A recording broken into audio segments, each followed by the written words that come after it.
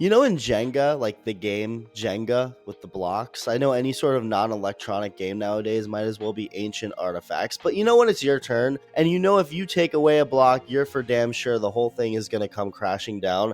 That's basically the Toronto Blue Jays right now with their best player, Vladimir Guerrero Jr. They're already in such a mess of a spot. From an organizational standpoint, a player standpoint, it's just gone really, really downhill from what we thought could be the beginning of some sort of successful run back in 2022. Upon further research, I feel like I may know what cursed this franchise though, and the same goes for the A's. So late during the 2022 season, two fans in Oakland were caught doing more than just watching a baseball game. The whole thing was a complete joke because you know how the Coliseum was the last few years. They may have been the only two fans in the entire place. It was a mess, literally and figuratively. But then a week later, two fans were caught doing the same thing during a game in Toronto.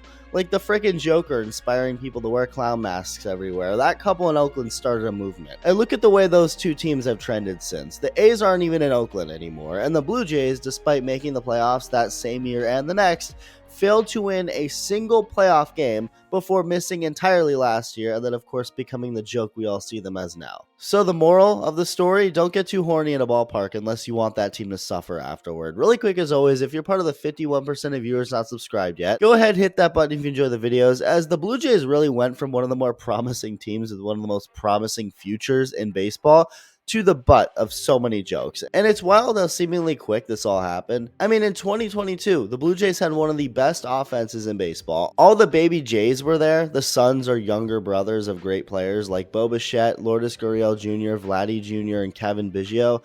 Biggio wasn't good, but Bichette was, Gurriel was. Vladdy didn't quite have the MVP caliber season from the year before, but he was really good. George Springer was mostly healthy and really good. Matt Chapman balled out in his first year as a Blue Jay. So did Kevin Gausman and Alek Manoah in his first full big league season. I mean, the boys were cooking. But after getting swept out of the wild card round, blowing game 2, this was the start of getting the Blue Jays to where they are right now, because they traded away Lourdes Gurriel to the D-backs. So that's one baby Jay gone. Now, they still were a good team in 2023. They made the playoffs again. But then again, when you look back at that season, there's so much more bad to take away from the good. In hindsight, it's easy to say after they got swept again in the wildcard round, but Alek Manoah went from one of the best starters in baseball to a fall-off greater than Lil Tecca. George Springer had such a forgettable season. If you told me he was hurt most of 2023, I would have believed you, even though he actually played almost every game. The Blue Jays pitching was really solid, even though Manoah became unplayable. It's actually what carried the team to October, despite the regression that happened offensively, and fittingly, that's exactly why they lost both games in Minnesota. The pitching was never a problem. They gave up only a total of 5 runs in both games, but scored just once through those 2 games.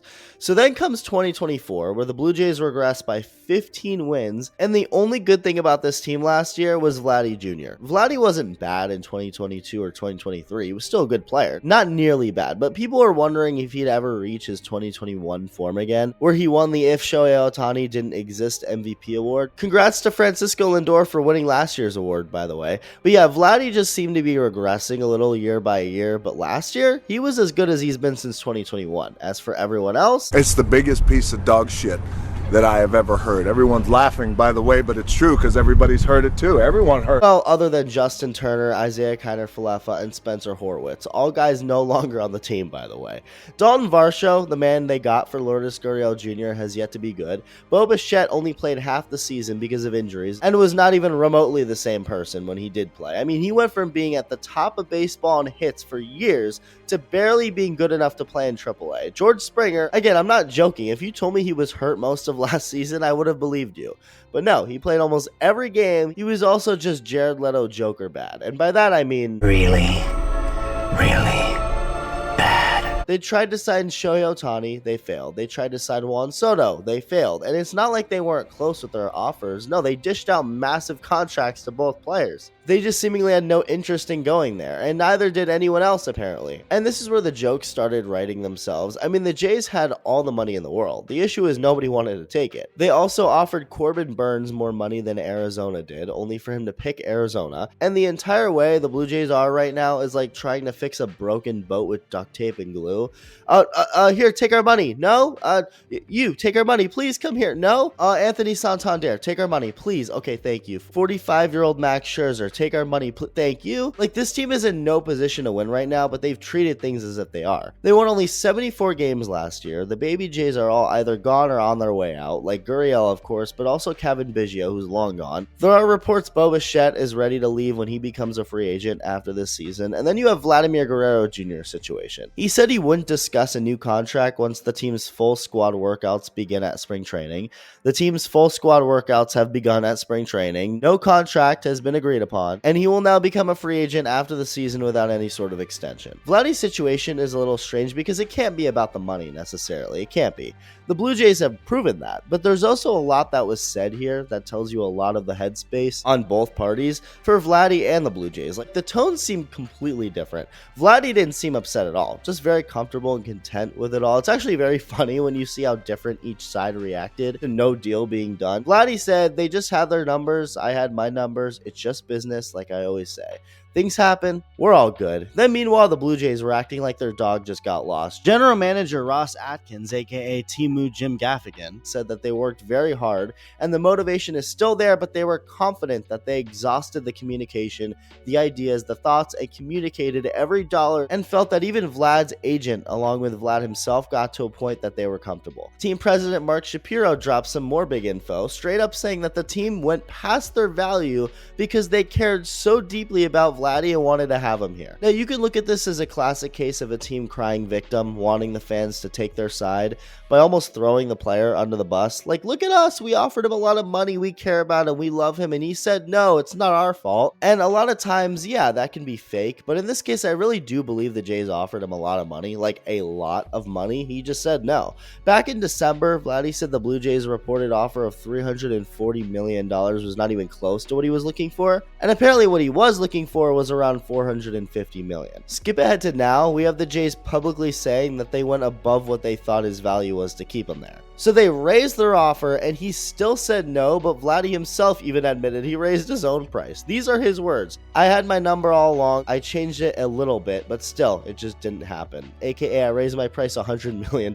Just a little bit, nothing crazy. It'd be funny if every time the Blue Jays got close to what Vladdy's number was, he raised it by $50 million, and that went on like 3 or 4 times before the team gave up. I think the overall point is that Vladdy doesn't feel any sort of urgency to stay in Toronto.